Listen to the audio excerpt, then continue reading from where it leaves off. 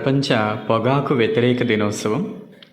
ముఖ్యంగా నేటి కాలంలో పొగాకు వినియోగం చాలా ఎక్కువగా పెరుగుతుంది. అది సిగరెట్ రూపంలో కావచ్చు, గుట్కా, కైనా అనేక పదార్థాల్లో ఈరోజు మత్తు పదార్థాల్లో ఈ యొక్క పొగాకు వాడకం అనేది చాలా ఎక్కువ అవుతుంది. సో ఇందులో యువత ఎక్కువగా వీటికి బానిస అవుతూ ఉన్నారు. సో దీని ద్వారా అనేకమైనటువంటి అనారోగ్య సమస్యలకు కూడా గురవుతూ ఉన్నారు. నేటి కాలంలో లంగ్ క్యాన్సర్ అనేది రోజు రోజుకి పెరిగిపోతూ ఉన్నది. సో దాంతోపాటుగా గొంతు క్యాన్సరు, అలానే దవడల్లో కూడా అనేక రకాలైనటువంటి క్యాన్సర్ సంబంధిత లక్షణాలు కూడా కనిపిస్తూ ఉన్నాయి ఈ కిల్లి, గుట్కా నమిలే వాళ్ళలో. కాబట్టి ఈ పొగాకు అనేది మనకే కాదు, మన చుట్టూ ఉండేటువంటి సమాజానికి కూడా చాలా హానికరం.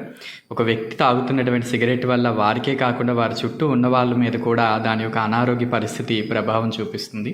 అలానే మనం బాగున్నప్పుడే మన కుటుంబాన్ని, మన యొక్క ఉద్యోగ బాధ్యతల్ని, మన సమాజంలో ముందుకు ఎదగడానికి అన్ని విషయాల్లో కూడా బాగుంటుంది.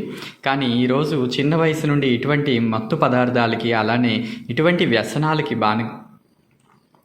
వ్యసనాలకి ముఖ్యంగా ధూమపానం వంటి వ్యసనాలకి బానిస అవ్వడం వల్ల అది మన జీవితాన్ని, మన కుటుంబం యొక్క పరిస్థితిని నాశనం చేస్తుంది.